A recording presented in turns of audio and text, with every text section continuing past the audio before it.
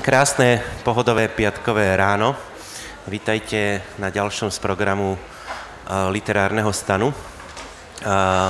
Teraz máme česť mať medzi nami vzácnu zahraničnú hostku, Heather Morris.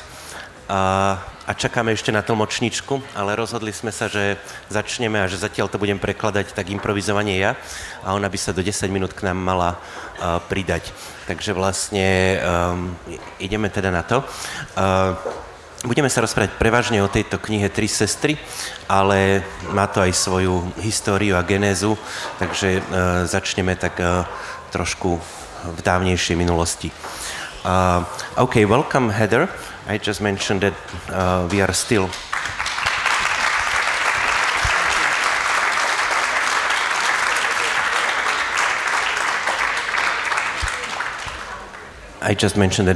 waiting for interpreter, that we should be speaking mostly about this book, Tri Sisters, that was published recently, and again, it's very connected to Slovakia, but it has its prologue, or it has its history, so we should cover it in whole.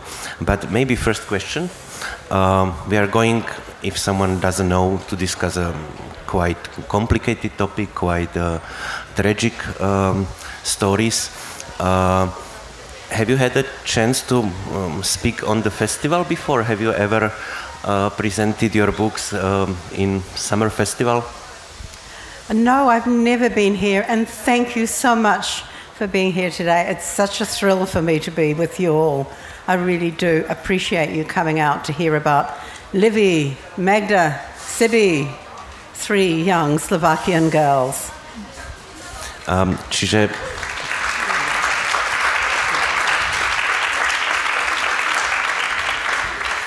Heather hovorí, že na festivale ešte nikdy takto nebola a teda je rada, že ste prišli a že chcete spoznať príbeh troch sestier, Magdy, Cibi a Livy. Okay, so maybe you never visited such festival as author, but you visited Slovakia several times. So maybe can you tell us like how many times you have been to Slovakia and maybe how you see our country after all these visits? I feel like I'm home. This has become my second home, and I have only been here 4 times previously, but I am welcomed so well by everybody throughout your country. I'm something of an honorary Krumpakian, which is where Lali comes from, and I suspect most of you haven't been. I have, and I will be back there in a couple of days' time. Your home reminds me very much of my home country, New Zealand. Beautiful. The people are so friendly, and your landscape strongly resembles New Zealand. Čiže Heather hovorí, že pre ňu tieto príchody na Slovensko, ktoré navštívila už 4-krát, sú ako keby taký návrat domov, alebo ako keby prichádzala domov, že má veľmi rada ľudí tu, že sú veľmi takí ako keby prístupní a že nie, že musela, ale v rámci ako keby prípravy svojich kníh navštívila Krompachy, cíti sa ako Krompašanka, že asi mnohí z nás sme nikdy v Krompachoch neboli, ale teda ona áno. Maybe one more question about Slovakia. You are originally from New Zealand, working or living in Australia for many years, working in hospital, and then suddenly meeting this strange guy, originally from Slovakia, willing to tell his the most hidden secrets, let's say. So what did you know about Slovakia that time, in 2006, I guess, or 2003 it was, when you met with Lale? So what does one average Australian know about such small country in Europe in general? Not a lot. I knew, when I was a child, the only book I read was the Encyclopedia Britannica, because there I learnt about all these wonderful foreign countries and cultures and religions and races. And in my small town, not even a town in New Zealand, I felt very isolated and I wanted to get out and explore. I didn't know where it was. I knew where it was, but that was all. Ja som sa pýtal teda, či v tom čase, keď prvýkrát stretla Laleho, podľa ktorého vznikla kniha Tetovač z Auschwitzu, prvá taká slávna kniha Heather, a keď sa on rozhodol jej nejak ako keby vyrozprávať svoj veľmi taký ako skrytý, tajomný príbeh, a on pochádzal zo Slovenska, či niečo vedela o Slovensku. A ona hovorí, že nie veľa teda, ale že ako dieťa vlastne mala encyklopédiu Britanniku, myslím, a vlastne v nej sú popísané všetky tie rozmanité rasy, krajiny, etnika a ľudia z celého sveta, a že pre ňu na Novom Zélande sa cítila trošku taká izolovaná a vlastne mala chuť ako keby objavovať a spoznávať všetky tieto iné krajiny. Okay, maybe for someone who doesn't know the trilogy, maybe we can start like, what's the connection between Tattooist from Auschwitz and Tri Sisters? What's the line? What's the trilogy about? Let's say. Look, thank you. Yes, I can. Can I say that Lully, all his life, even though he lived in Australia since 1949, he kept saying to me, I am a proud Slovakian man. He couldn't understand why being a Jewish man should be part of who he was identified with. He was a proud Slovakian man. When his wife Gita died, he asked his son to find somebody he could tell a story to. And that person couldn't be Jewish. I had a friend who knew his son, and she asked me to meet him. I spent 3 amazing years getting his story until the day he died, and I was with him 2 hours before he died, and I promised him I will never, ever stop trying to tell his story. Keď som teda prvýkrát stretla Laleho, a to bol teda Žid a hrdý Slovák zároveň, Slovák, alebo teda muž, ktorý stále sa hlásil k tej slovenskej pôvodu, aj keď teda bol židovskej náboženstva alebo viery. A keď zomrela jeho manželka Gibi, tak on poprosil svojho syna, aby našiel niekoho, komu by sa mohol zdôveriť alebo porozprávať svoj príbeh, a bola tam podmienka vlastne, aby to nebol Žid, aby to bol človek nežidovského pôvodu. A potom vlastne Heather s ním strávila 3 roky, 3 intenzívne roky, a vlastne keď zomieral, tak mu sľúbila, že vlastne ako keby urobí všetko preto, aby ten príbeh, jeho príbeh bol opakovane prerozprávaný. Maybe just short interruption, like why non-Jewish? Why was it his condition? He was convinced there could not be a Jewish person alive who was not affected by the Holocaust, and they would have their own story, their own family story. How could they tell his story if they had their own? Tá podmienka, že prečo to nesmel byť Žid, kto bude ako keby sa rozprávať s Lalem, bola jeho presvedčenie, že nemôže existovať na svete Žid, ktorý by nebol poznačený holokaustom, a prečo by mal rozprávať jeho príbeh, ak má svoj vlastný príbeh. Čiže vlastne ako keby asi rozumieme. Okay, and so... Move on. Fast forward to 2019. I'm in South Africa at a book festival, a lot smaller than this. And I read an email from a man who lives in Canada. He had picked up the Tattooist of Auschwitz at Toronto Airport to read on the plane to visit his mother, who lived in Tel Aviv. He had left it on her coffee table. She had seen the cover. The Canadian cover is different to yours. And she said to her son, that must be about Lully and Gita. When he said, how could you know that? She said, look at the number on the girl's arm. Now look at the number on my arm. They're 3 apart. Your Auntie Sibby's was 2 apart. We lived in Vranov with Gita. We went to school with Gita. We were on the train going to Auschwitz with Gita. We were in block 21 with Gita. Gita? Lali's wife.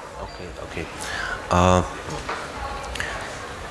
A teda už, aby sme to posunuli dopredu k tejto knihe, v roku 2019, keď už táto kniha bola teda publikovaná, tak, a bola na nejakom festivale vtedy v Južnej Afrike, tak jej prišiel e-mail z Kanady od kanadského muža, ktorý jej vlastne napísal, že si kúpil Tetovača z Auschwitzu do lietadla a keď pricestoval so svojou mamou do Tel Avivu, tak vlastne a nechal tú knihu na obálke, teda na stole.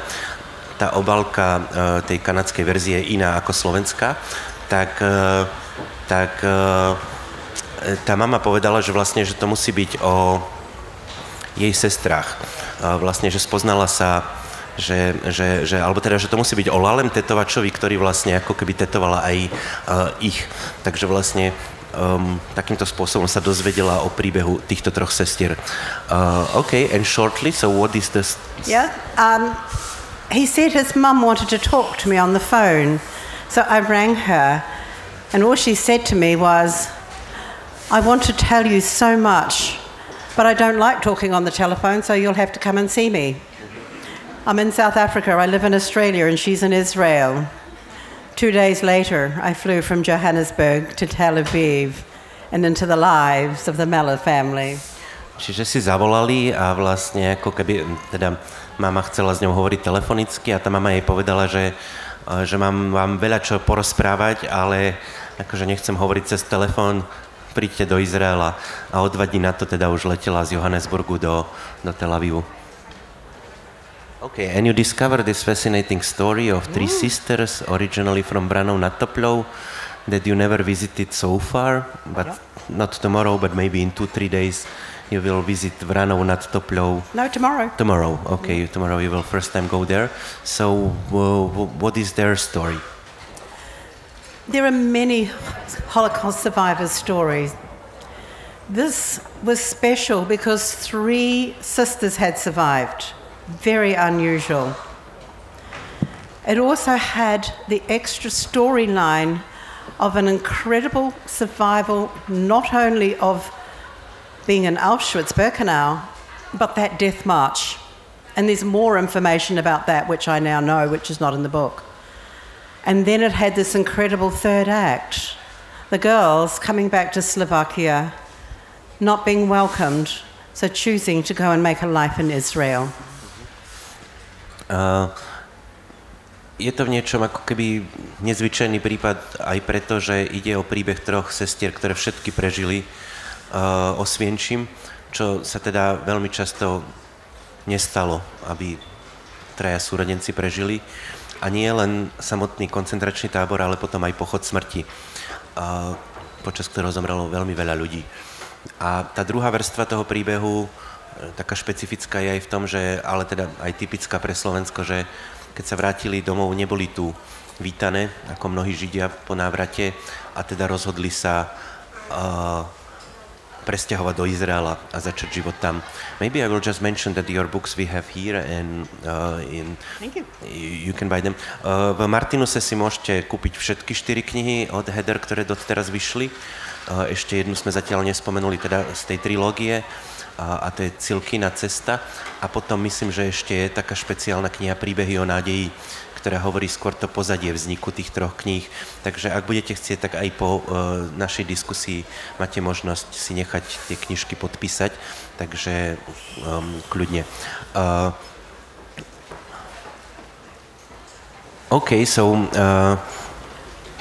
I guess that also with Tattooist, you found that story and you had to do a research, or how these books are being created, how much time it takes, and is it more about talking with people or visiting archives, and how much is maybe your fiction and fantasy in these books? The stories, all 3 of my stories, are not from the archives and from the academics and the historians. They're the memory of the people I've written about, their memory, their story. And if they don't always match the records, it doesn't matter. The records are so few and far between anyway. Many other survivors I spoke to who knew Lali, who knew Gita, who knew Cilka and the sisters. And that is where I get my stories from. People who were there. Moje knihy nevznikajú z archívov, nie sú akademické a nie sú ako keby pracou historikov. Sú to spomienky. Memories v zmysle, tak ako si ich ľudia pamätajú. A niekedy ich nenájdete v záznamoch, v oficiálnych, treba z dokumentoch alebo archívoch, ale ja som rozprával s mnohými ďalšími preživšími, ktorí si tie veci pamätali podobne alebo rovnako, čiže vlastne príbeh Laleho, Cilky a troch sestier, vlastne všetky sú nejakým spôsobom podporené aj svedectvami ďalších preživších. Okay, maybe we can mention that when your first book was published, there was some reaction that there is a lot of incorrect facts. Even some Auschwitz Research Institute published a long report, let's say, challenging some deeds and some stories from your books. How you perceive that, and how you defend maybe your author approach? Very happy to defend my author approach. I was not telling the story of the Holocaust. I was just telling a Holocaust story. And facts and history and memory don't always walk side by side. I'll come back to the memory of the person's story every time. The inaccuracies, for example, referring to some medicine Lali got as penicillin was, yes, possibly a rookie mistake. We don't know for sure it was penicillin. It was medicine and he got it. And so to be criticised because of a word, look, I took it on the chin and moved on. But here's the... you carry it. No. But here's the thing. The books are sold at the Auschwitz Museum. The Auschwitz guides take people to where Lali and Gita and Cilka and the girls were living. So, okay. We've moved on. Hello. Vítam Luciu Faltínovú, ktorá teda odteraz už bude prekladať a mne sa bude lepšie sústrediť na otázky, ale toto ešte teda skúsim to prekladať. Ja som sa spýtal teda v angličtine, že práve po zverejnení prvej knihy vyšiel aj taký obsiahly report nejakého Osvienčimskému inštitútu pre výskum, ktorý má naozaj veľa strán a ktorý ako keby spochybňuje niektoré konkrétne veci, ktoré sú v knihe spomenuté. A spýtal som sa, ako Heather teda obhajuje ten svoj prístup k tej práci. A ona hovorí, že jej snahou nebolo napísať príbeh holokaustu, ako celého holokaustu, ako nejakého objektívneho historického fenoménu, ale jeden konkrétny holokaustový príbeh, a že spomienky niekedy sa líšia od histórie, od skutočnosti a že vlastne napríklad dáva príklad s tým, že Lale dostával penicilín a že vraj to nebolo možné, ale dostával pravdepodobne niečo iné, ale že možno to nie je až také podstatné, lebo nejaký ten liek dostával. Ale teraz prejdem už v slovenčine. Najväčšia kontroverzia je však asi o vzťahu Cilky, hrdinky druhej knihy. Major controversy is perhaps about the relationship between... Sorry, are we interpreting also for the audience? Do we have international audience? I don't know. Sorry, can I just check? Are we interpreting into English also for the audience? Do we have... Okay. Yes. So we'll go, apologies. So perhaps the major controversy is about the relationship to Cilka. And this SS officer, príslušník SS, s ktorým mala mať dlhodobý pomer. Between Cilka and the SS man with whom she had a relationship. Tá správa hovorí, že to by nebolo možné v tomto prostredí, že on by bol určite za to nejakým spôsobom potrestaný. The report suggests that this would in no way be possible in that context, that he would indeed be punished for that behavior. Čiže ste presvedčená, že naozaj to tak bolo, ako vám to tí svedkovia rozprávali? So are you convinced that that was indeed the case, whatever the witness testimonies came to you? Absolutely. Absolutně. Insert Australian expletive. Takže toto bolo vysvetlenie pre Austrálčanov medzi nami. I spoke to survivors. I read many testimonies from women who were there and saw. And by the way, it's not a relationship. He raped her. We've got to call it for what it was. And there are many testimonies that confirm it. I haven't liked it when I've read other women saying she was the commandant's girlfriend.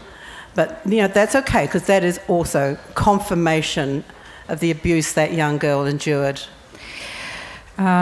Existuje množstvo svedectiev preživších, ktoré toto potvrdzujú. Ja som sa s mnohými rozprávala, naštudovala som, prečítala som množstvo aj písomných svedectiev, ktoré pochádzajú od žien, ktoré tam boli, ktoré to mnohé zažili, ktoré to videli. A veci treba pomenovávať pravým menom. V prípade Cilky nešlo o vzťah s týmto veliteľom, ale on ju znásilnil. Možno práve chcem sa spýtať, že aké to je rozprávať sa s týmito ľuďmi po tak mnohých rokoch pre vás? Do akej miery vlastne, práve keď sa hovoríme treba zo znásilnení, že akým spôsobom vy ste ako keby spracovávali tieto príbehy? Heather, I'd like to ask you, what was it like to speak with these survivors after so many years about those experiences, particularly when we talk about things like rape? How did you yourself process the information that you received and faced? I'm humbled, incredibly humbled, that they would share their stories with me. It doesn't all happen at once, believe me. But as these girls and Lully and other survivors got to know me, they got to trust me. Hearing their stories can be very overwhelming. My profession, working in a hospital in social work, taught me how to self-care when hearing about tragedy and trauma and pain and guilt. So I had some skills in looking after myself. V prvom rade to u mne vzbudzovalo pocit veľkej pokory. Pokory z toho, že toľkí ľudia so mnou zdieľali takéto príbehy. Lali, dievčatá, mnohí iní ľudia. Tieto príbehy boli nesmierne silné, až také zahlcujúce. Mám profesionálne pozadie v oblasti zdravotníckej starostlivosti, kde som pôsobila ako sociálna pracovníčka a práve pri tejto činnosti máme mnohý výcvik v tom, ako sa starať sami o seba, ako si pomôcť, ako konfrontovať a ako sa vyrovnávať s tým, čo prežívame, či už je to trauma, alebo dokonca aj pocit viny, alebo mnohé iné pocity, ktoré táto práca prináša. Napriek tomu ste spomínali v jednom z rozhovorov, že na začiatku s Lalem to bolo pre vás ťažké, že ste vlastne prebrali na seba čiastočne to bremeno tej traumy a spomienok. Takže možno mňa fascinuje akože človek, ktorý pravdepodobne ste sa holokaustom predtým v minulosti nezaoberali, že tak výrazne vstúpil vlastne do vášho života. Ako to možno spätne vnímate, tieto skutočnosti spred 20 rokov? Still, I am very interested and perhaps fascinated by this experience of yours. You yourself in one of the interviews mentioned how difficult it was for you when you first met and spoke with Lale, how you tended to appropriate the trauma and the memories.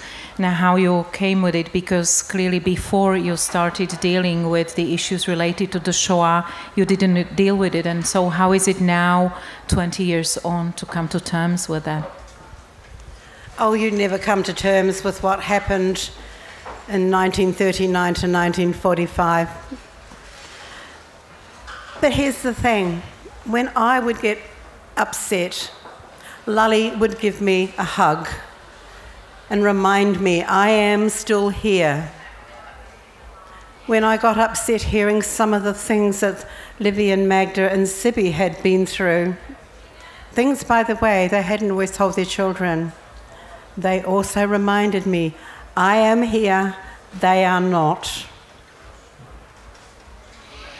Ak ide o to, čo sa dialo, ako sa vyrovnávať s tým, čo sa dialo v rokoch 35 až 45, tak vlastne vtedy som to najprv prežívala v skutku práve s Lalim a keď ma to už celkom bralo a podliehala som tomu, tak ma objal a povedal mi, ale ja som stále tu.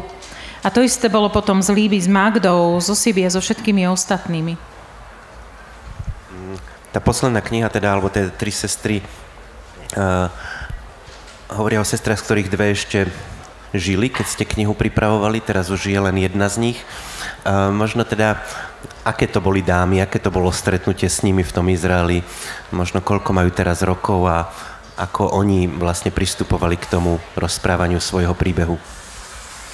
Your most recent book, The Three Sisters, at the time you started working on the book or preparing the book, two of them were still alive, and I'd like to know what was it like to be with them, to work with them in Israel. What age were they? How did they talk about the things that you discussed? Yeah, Livy was 93 and Magda was 95.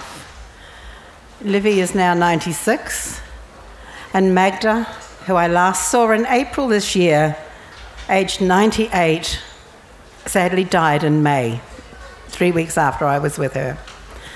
Libby mala 93, keď sme sa stretli, dnes má 96 rokov.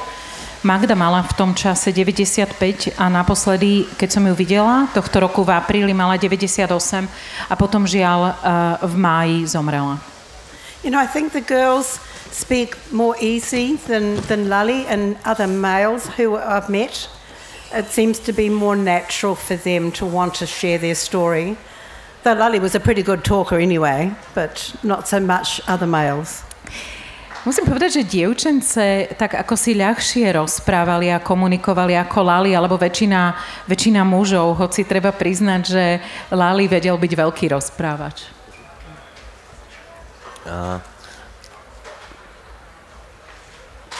Mňa práve že zaujíma, že či títo ľudia častokrát rozprávajú prvýkrát o tých svojich ako keby príbehoch a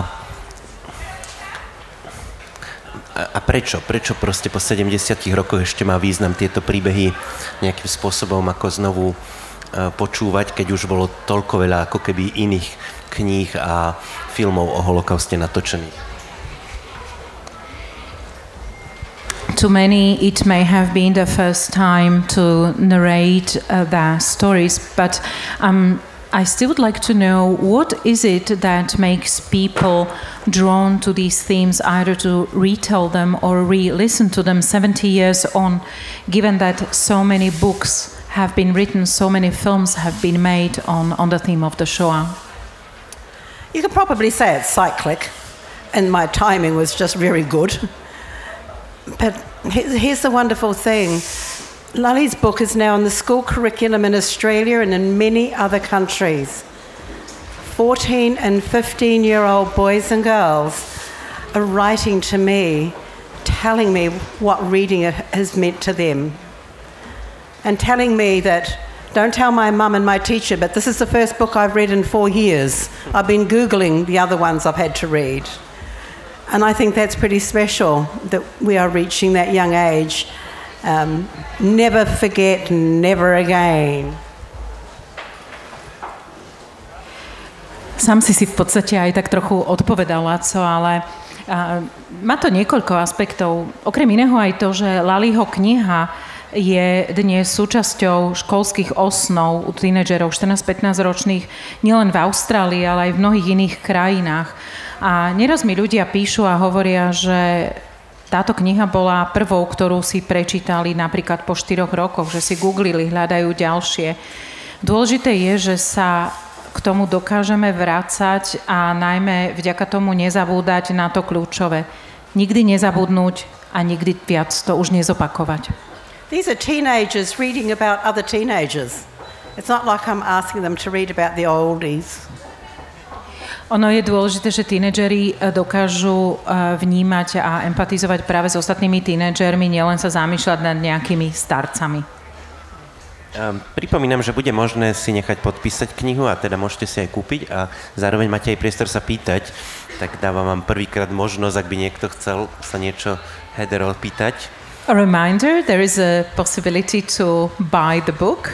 I suppose we only have it in Slovak here, but Heather can give you an autograph, but do remember we also have a Q&A opportunity and now perhaps there might be the right time now. Keď nie sú, tak to som len chcel tak vyslať taký signál, verím, že ešte sa neskôr opýtate. This was early warning, so there'll be more chances to ask. Myslím, že Tetovač z Auschwitzu vyšiel v roku 2018. Was Auschwitz Tattooist published in 2018? Yes. Čiže to, čo môže mnohých zaujímať, je prečo teda až v roku 2018, keď ste sa s Lalem spoznali v roku 2003 a v roku 2006 zomrel. Čo sa dialo tých 12 rokov? The Tattooist of Auschwitz was first published back in 2018.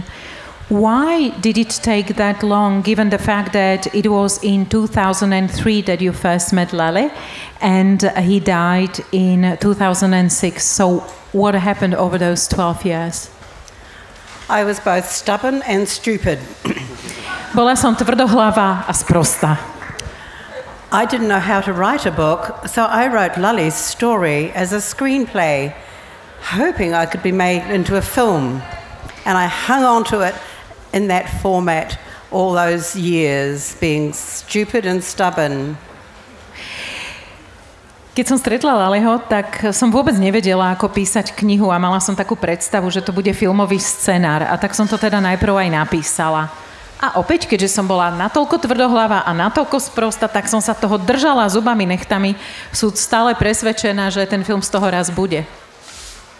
I was visiting my brother and sister-in-law in San Diego, California, complaining about those people 100 miles away from where I'm sitting in Hollywood who didn't know a good story.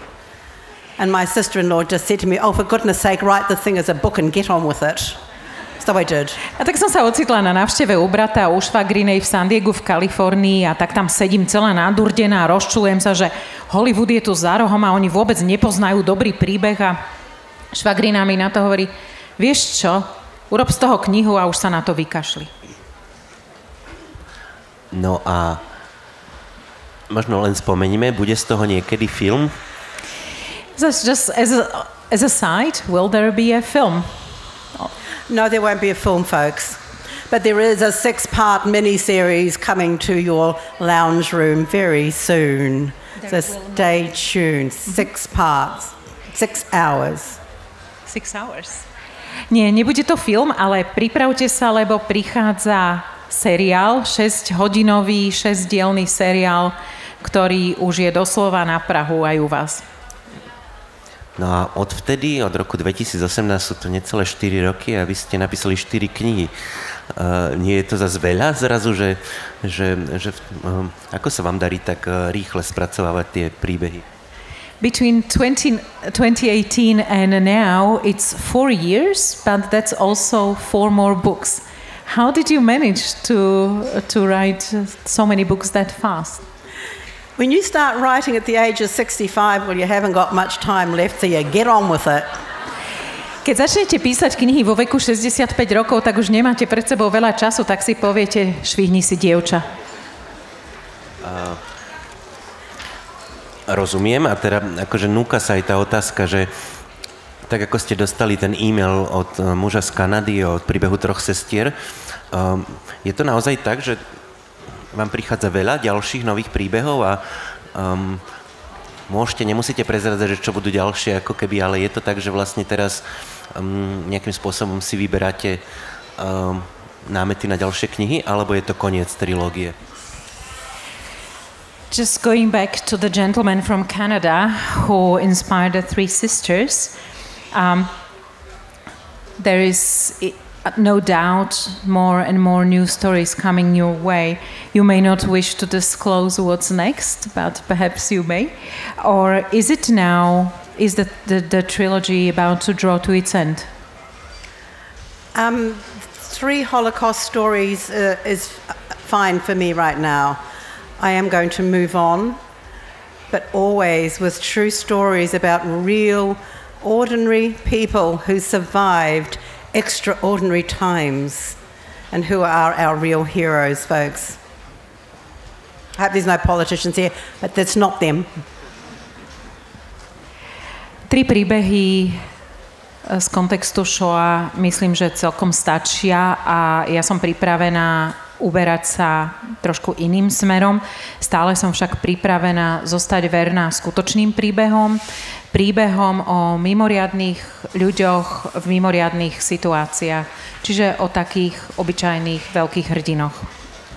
A teda napriek tomu, že možno nebude z toho ďalšia kniha, ozvalo sa vám veľa ďalších ako preživších, ktorí poznali Laleho a zaplavili vás nejakým spôsobom svojimi príbehmi? Even though there is no intention to turn the Tattooist of Auschwitz into a film or the Lale story into a film, have you been receiving many emails from the Shoah survivors and who might have been perhaps flooding you with their stories? Yeah, absolutely. And I write back to many. I have given advice, not that I'm really qualified, about finding somebody else to hear the story they have. Because for the most part, these beautiful elderly survivors cannot talk to their children. And I get that. They need a stranger, someone they're not emotionally involved with. And I suggest that, and I know that many stories are being written, even if it's just for their family records. Jednoznačne áno. A píšem im naspäť a snažím sa im poradiť. Nemôžem povedať, že by som práve bola tá najkvalifikovanejšia. Napriek tomu sa snažím nasmerovať ich, aby to vyrozprávali niekomu inému. Niekomu, koho nepoznajú, lebo je veľmi ťažké rozprávať to svojim deťom, svojim príbuzným. Väčšinou sa tak práve nerobí. A keď tak sa to rozpráva ľuďom, ktorí nie sú tak blízko citovo naviazaní a zaangažovaní do týchto príbehov. A čo možno naopak, ako keby my občas hovoríme o náraste neonacizmu ako novej vlne nejakého pravicového extrémizmu a stretávame sa aj s popieraním holokaustu. Máte aj túto skúsenosť, akože dostáva sa vám aj reakcií, ktoré treba spochybňujú príbehy z vašich kníh? Now, looking at this from the other angle, we are alas witnessing the rise of neo-Nazism as the new wave of right-wing extremism that also entails quite a growing number of Holocaust denials. Do you yourself encounter many? Do they contact you? They wouldn't dare. To by sa neopovážili. I have met, more in America, in the United States, Holocaust deniers. They actually don't bother me as much as the people who admit, concede that the Holocaust happened and think it is okay. They're the ones you have to worry about, and I am very worried. Musím povedať, že oni by sa fakt neodvážili sa na mňa obrátiť, ale stretla som takých a napríklad najmä v Amerike, kde sú popierači holokaustu, ale tento typ ľudí ma natoľko neznepokuje. Oveľa viac mi vadia tí, ktorí dobre vedia, čo sa stalo a vôbec o tom nepochybujú, ale vlastne im to... Ale myslia si, ale oni si práve myslia, že to bolo správne a na týchto ľudí si treba dávať veľký pozor. Z týchto možno takých netradičných stretnutí vy ste tiež pre jedny slovenské noviny povedali, že pre vás bolo silné stretnutie s väzňami v Londýne a to ma tak zaujalo, že v čom to bolo vlastne možno iné, ako keď o svojej práci a knihách hovoríte s inými ľuďmi, že prečo to na vás zanechalo takýto dojem stretnutie s väzňami? In one of your interviews for Slovak press, you mentioned your encounter with inmates in London and that it left a lasting impression upon you. Given your background, your type of work, why was it? What was it in those encounters that were so striking for you? In the prison? Yeah. You know, to receive a letter from a warden of a prison saying that a few men had read Lali's story and had been spreading the word about this dude who had been in a prison way worse than theirs. He got out and he had a good life. Was just something was spreading around that prison about Lali. Be like Lali. I was coming to London, and so I asked if I could come to the prison, and they said yes. Who would have thought?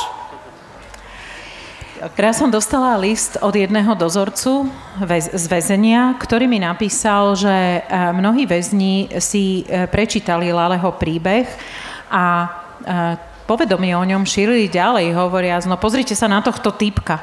Ten bol v oveľa horšej base, ako sme boli my, dokonca sa odtiaľ dostal a ešte sa mu dokonca aj podarilo žiť celkom dobrý život. No tak my by sme tiež mohli byť takí. No a keď som sa ocitla v Londýne, tak som vyjadrila záujem navštíviť toto väzenie a tak som tam bola. I spent 2 hours with 100 men. 700 men in that prison had put their name down to come and spend time with me. I don't know what kind of good behaviour the 100 exhibited to get there. But during those 2 hours, those men didn't want to hear about the story about Lali. They wanted to tell their own story. They wanted to share their hopes and dreams for when they got released and the hope that they too would go out and have a good life. Strávila som 2 hodiny so 100 mužmi. Ďalších 100 bolo v zozname, ktorí sa so mnou chceli porozprávať. Neviem, za aké dobré správanie dostali túto odmenu. Ale počas toho stretnutia oni už sa nechceli rozprávať o Laleho príbehu, ale chceli mi vyrozprávať svoj vlastný príbeh. Chceli sa rozprávať o vlastných nádejach, o vlastných snoch, o tom, ako budú žiť, keď sa ocitnú na slobode a ako budú žiť dobrý život. It was like group therapy. These men were openly weeping and comforting each other. And they were really hard, tough dudes. Bola to ako skupinová terapia. Títo chlapi, a verte mi, že mnohí boli ozaj tvrďasi, tam nariekali, upokojovali sa navzájom. It was overwhelming being with them. And when I concluded, they were told there's 100 books over there, you can have a book each. So these men went and got a book, and one of them said, could I sign it? So I was given a pen. And then what followed was over an hour of my writing books, not to that man standing in front of me, but to the most significant, important person in their life outside of prison. Bolo to ozaj veľmi, veľmi silné stretnutie. Na záver sme mali 100 kníh a každý jeden z nich, ktorí sa toho stretnutia zúčastnili, knihu mohol dostať. Mala som v ruke pero a každému som mala napísať do tej knihy venovanie. Ja som nepísala to venovanie človeku, ktorý stál predo mnou, ale najvýznamnejšej, najsignifikantnejšej osobe v ich živote. Being asked to write to my mum, I promise I'll never come back inside again. Napríklad mi jeden povedal, venujte to mojej mame, že slúbim, že sa raz vrátim. To my wife, I'm sorry, I'm not there to help you raise the children. Alebo mojej manželke, je mi ľúto, že ti nepomáham vychovávať naše deti. To my 16-year-old daughter, tell her how proud daddy is she has a job interview. Alebo mojej 16-ročnej dcére, napíšte jej, aký som hrdý na ňu, že má pracovný pohovor. To my partner, does it matter that it's a man? Alebo môjmu partnerovi, záleží na tom, že je to muž? I made one mistake that day. This gentleman standing in front of me asked me to write the book to his 4-year-old daughter, who he had never met. Urobila som jednu chybu, jeden muž tiež ku mne pristúpil a poprosil ma, aby som napísala venovanie jeho 4-ročnej dcerke, ktorú ešte nevidel. Saying that he promised to be the best daddy in the world when he got out. A že jej mám napísať, že deň, kedy sa dostane na slobodu, bude najlepší deň v jej živote. I was writing that and I looked up at him and there were tears streaming down his face. Ako som písala to venovanie, pozrela som sa hore a videla som, že mal tvár zaliatú slzami. I said to him, "Would you like a hug?" And he said yes, so I gave him a hug. The man next to him said, "Can I have one too?" So I gave him a hug. And then another one. After about 20 hugs, a guard came up to me and said, "Excuse me, love, they haven't touched a lady in a long time." Tak teda, tento pláčúci muž, pýtam sa ho, mám ťa objať? On, že áno. Tak som stala, objala som ho. Pristúpi ďalší muž, to isté. Tak som ho objala. A zrazu sa to tak množilo už po 20. objati a pristúpil ku mne dozorca a hovorí, jaj, pani, no viete, oni už dlho nemali v rukách ženu.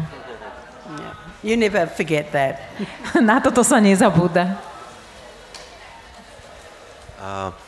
Zase máte možnosť sa niečo opýtať. Ja mám ešte posledné 2 otázky, ale ak by ste ma predbehli, tak nech sa páči. Myslím, že I have 2 more questions up my sleeve, but let's take this opportunity for Q&A from your end.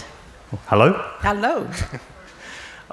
Thank you very much, Hiva, for coming here today. I'm a New Zealander as well. Kia ora. Kia ora. There's a few other us around. I teach young people here in Slovakia, and one of the things I talk about with them is military history of Australia and New Zealand and our Anzac tradition and how we view the Second World War. And then I always ask my students for their thoughts on their country, their war experiences within their families, and there's a great reluctance among my students to talk about it, a willful amnesia, if you will. So I would be interested in what Slovak responses have you received to your books, in the sense, have you taught Slovaks something about their own country through the story that you've told? What do you think? Look, I believe so. Oh, do you want to translate that? Yeah. Go on. Tak tej špeciálnej austrálčine to nedokážem vhodne preložiť, tak to mi odpusti, ale krásne sa to počúvalo.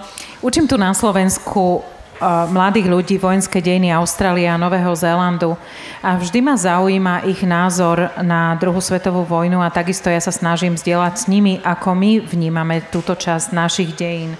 Chcem sa vás spýtať, aké boli reakcie zo Slovenska na vaše knihy? Je v nich niečo, čo ste vy naučili ľudí na Slovensku o ich vlastnej krajine a dejinách? Yeah, I have had so many emails from people here in Slovakia writing to me saying, thank you for telling us these stories. So many, it's just wonderful. So I'm just so pleased with every single one I hear from. Ale áno, dostávam obrovské množstvo e-mailov zo Slovenska. Ľudia mi ďakujú práve za to, že mnohé sa vďaka týmto knihám sami dozvedeli. Dobre, ja myslím, že niektorí ľudia si tie knižky kupujú, tak ja by som potom nechal priestor aj na, aby bol často podpísať. 2 krátke otázky, alebo teda jedna kratšia, jedna dlhšia. Môžete nám prezradiť, o čom budete teda písať v budúcnosti? Že čo bude vaša najbližšia kniha?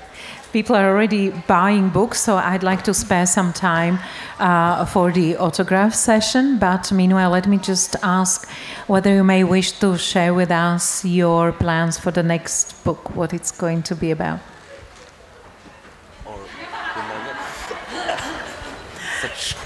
Look, I'll come to it in a minute, but can I just make a comment?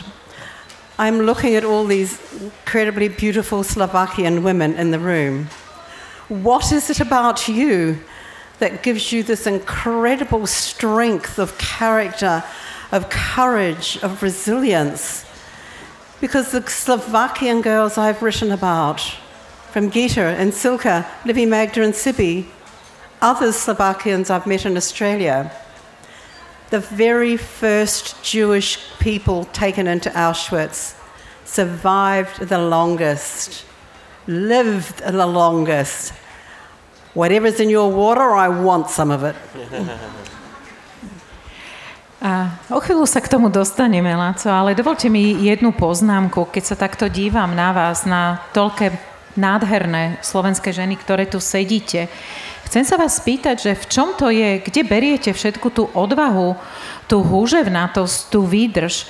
Keď si len spomeniem na ženy ako Libby alebo Cilka a mnohé iné ženy, ktoré som stretla z tohto kraja v Austrálii, a keď si uvedomím, že boli medzi nimi práve tie, ktoré boli medzi prvými, ktoré sa ocitli v Auschwitzi a tie ho nielenže prežili, ale ešte aj žili veľmi dlhý život potom, po návrate, po vojne, tak ma zaujíma, v čom je to tajomstvo? Kde beriete toto DNA?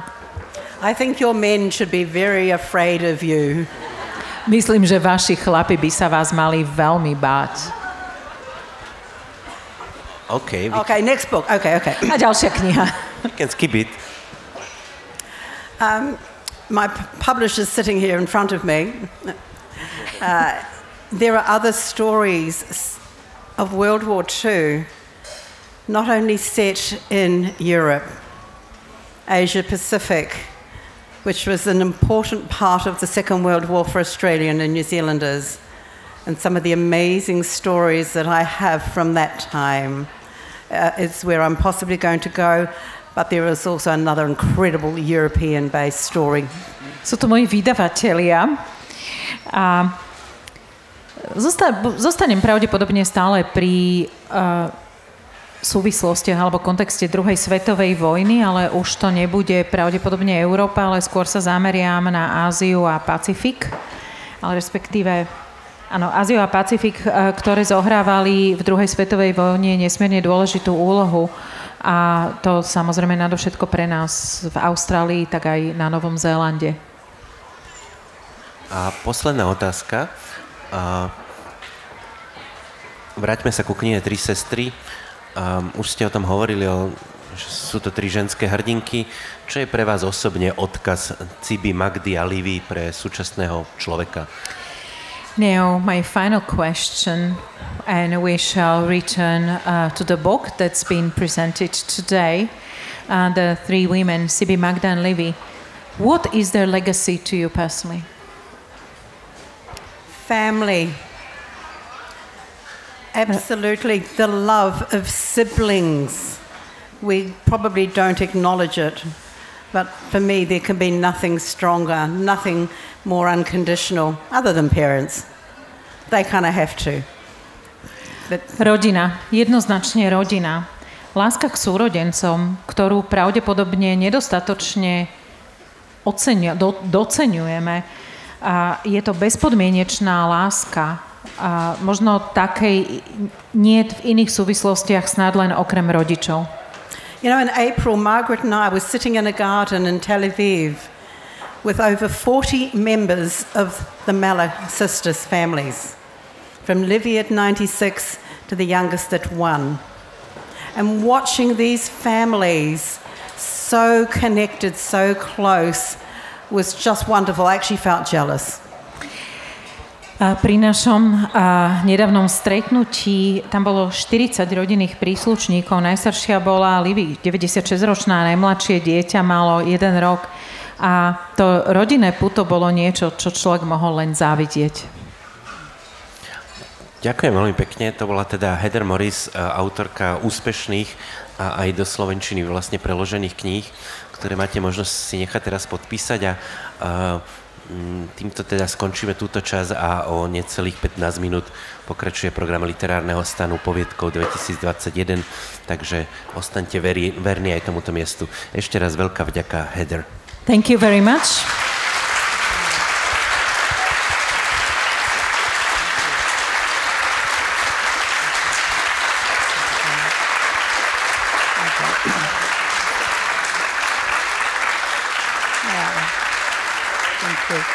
Oh, thank you so much.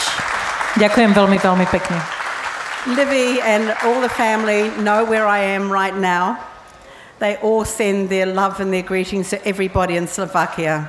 Livy a celá rodina vedia, kde práve som a všetkým vám na Slovensku posielajú veľa lásky. Yeah.